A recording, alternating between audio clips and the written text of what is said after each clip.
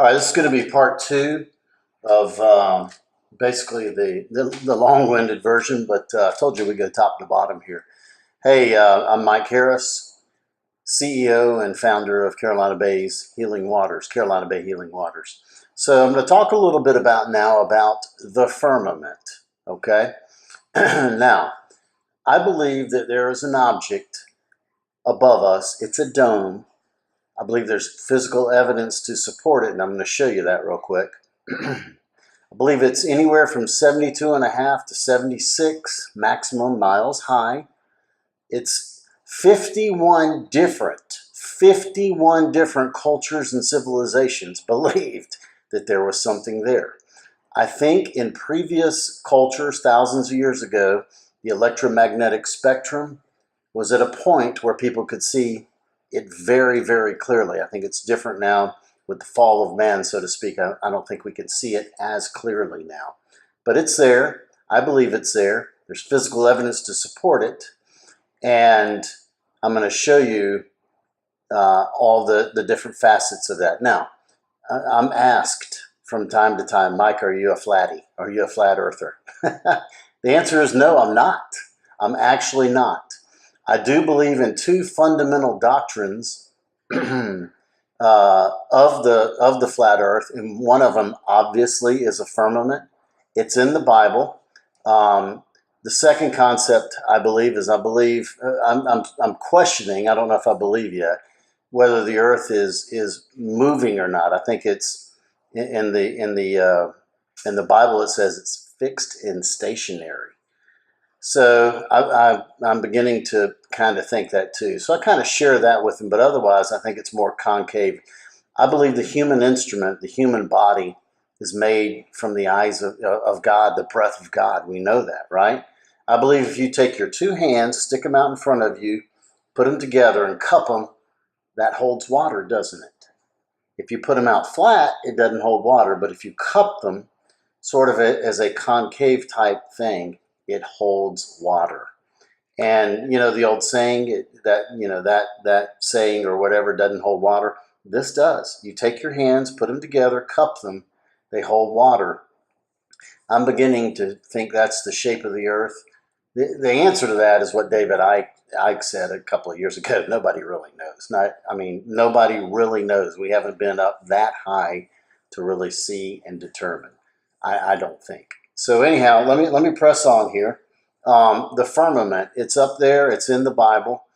A second question I get asked. Let me get this out of the way real quick, please. Mike, are you a Bible thumper? I'm not. I'm the exact type opposite. I believe everybody should. Yeah, I believe in the ultimate universal rule: do no harm. That's what I believe. Everybody's on their own soul journey here, right? Leave everybody alone. Let everybody be. If you can help people along the way, which that is my goal, is to help humanity become beautiful again and restore our youth and our strength and have the strength of God within us again. That's my goal. That's my ultimate goal. But as far as being a Bible thumper or anything like that, no, I'm not. I'm not. Folks, I'm Lutheran. I enjoy alcoholic beverage once in a while, okay? All right, so the firmament, it's up there. 51 different cultures and civilizations believed it was there. It was part of their culture, especially the Egyptians and the ancient Hebrews. They all thought it was there. They all believed in it. If you don't believe me, why don't you believe this guy, Nikola Tesla? He's got several quotes about the firmament. This one I like very much so. You can sort of pause it if you need to and read it. Let me tell you something about Nikola Tesla and his father. Tesla didn't come to America. I mean, he did come to America, penniless and with a letter of recommendation to work for, I think it was it Edison, I believe it was, and then George Westinghouse later hired him as well. But Tesla knew something that his father told him. Tesla knew there was a firmament above. Tesla's father was a Coptic priest. And I think the Coptic priests know it's sort of a hidden thing that it's up there. I really do. Tesla knew if he could figure out a way to bounce radio signals off of this firmament, then he could create, the radio, which he did. Him and Marconi. Marconi, his understudy, kind of took credit for that. But Tesla knew it was there, and I think his father, being a Coptic priest, told him that. So let's press on. I think the firmament is there. I think it could be in multi-layers, such as this. But I also believe that it's made out of a lot of the platinum groups, metals, including osmium. Osmium is twice as dense as lead. It's one of the densest, I think it's the second densest one on Earth, I believe. If it's not, if it's the first, if not, I think gold may be first and osmium is second. But osmium is, look up into the sky. We see that. I think, can you imagine a half a mile or a mile thick of osmium on the firmament? You're not getting through it. I don't care if you try to blast it through nukes. Look at that. Look at that. Isn't that beautiful right over here? To me, that is just beautiful right there. I don't care if you try to blast through it. Whatever you try, look at this. Look up in the sky. There's a blue sky. This is osmium crystals right here. It's part of the platinum group. I think it's what's abundant in the Carolina Bays, and it's relevant to our situation here. Okay, so I think there is. I mean, there's hundreds and hundreds and hundreds of videos on the firmament.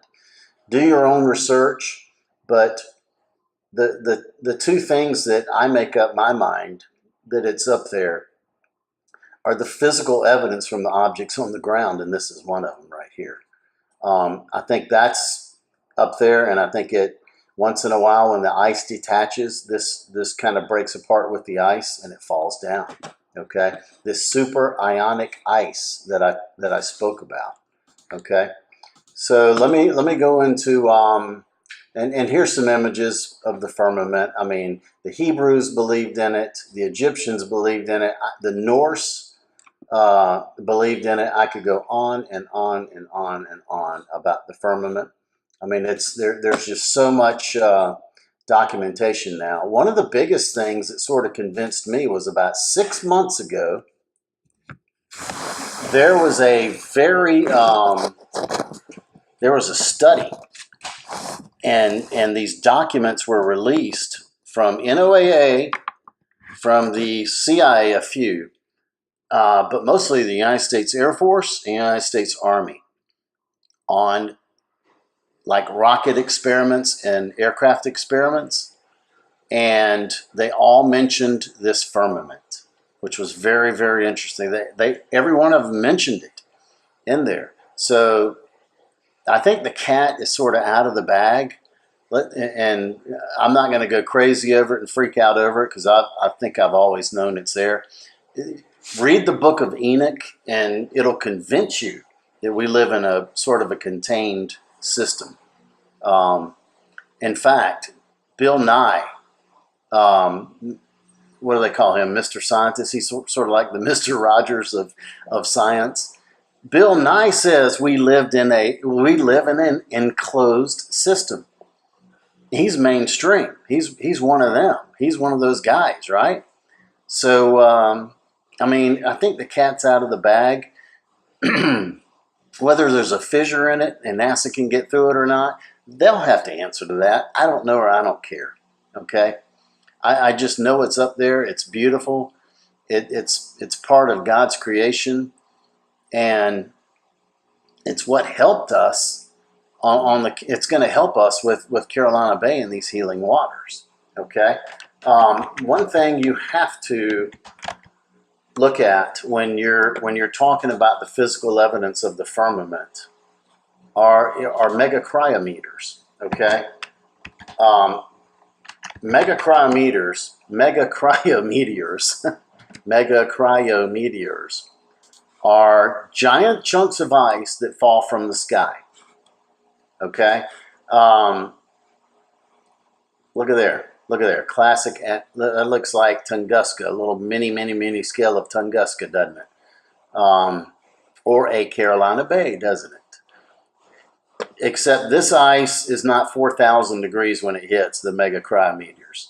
Okay, it's not blue ice from a laboratory. Okay, it's actually bits of chunks of ice from the firmament that actually fall. One of the most famous cases was when a chunk of ice, 1,500 pounds, fell onto a lady's house. It was the size of a Volkswagen Beetle.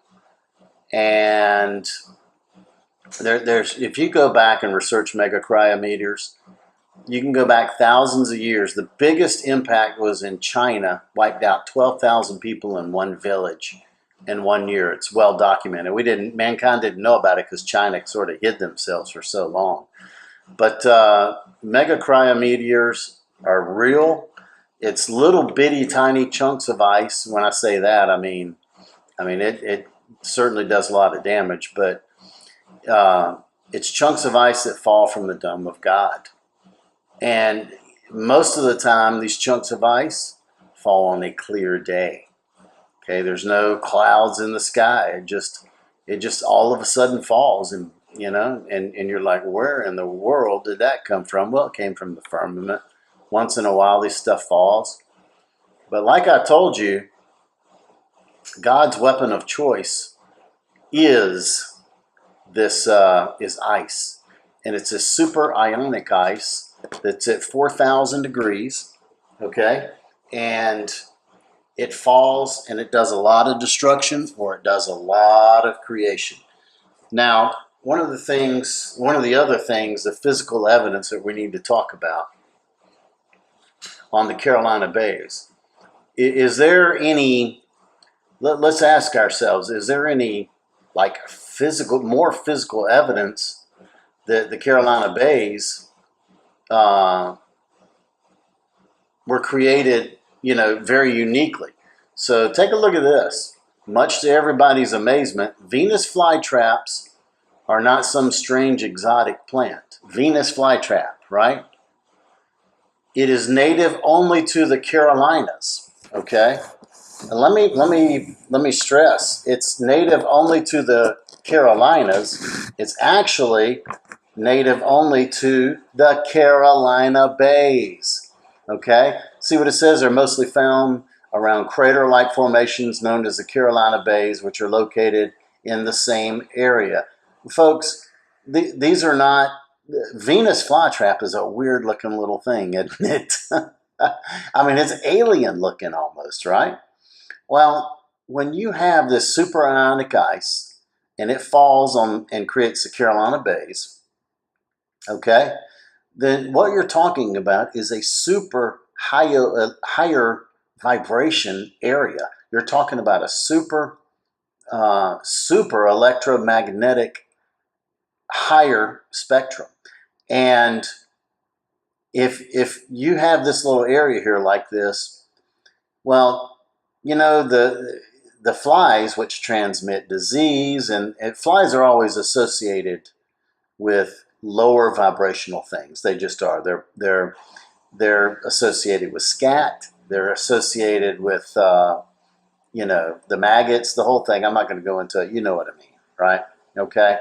But flies can also pollinate crops, believe it or not.